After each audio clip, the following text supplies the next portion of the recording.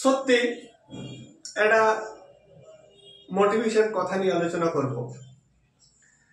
আজকের পৃথিবীতে 3 দিনের পৃথিবী।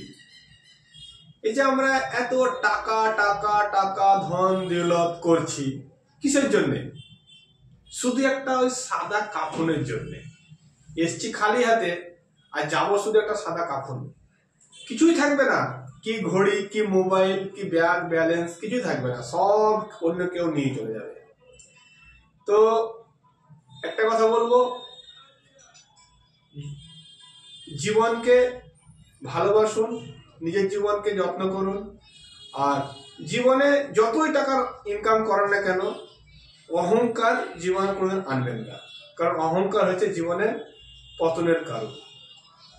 তো সমাজকে ভালোবাসুন, আত্মীয় স্বজন বন্ধু বান্ধবকে ভালোবাসুন, এটাই বলবো। রোজা রমজানের দিন। Thank you.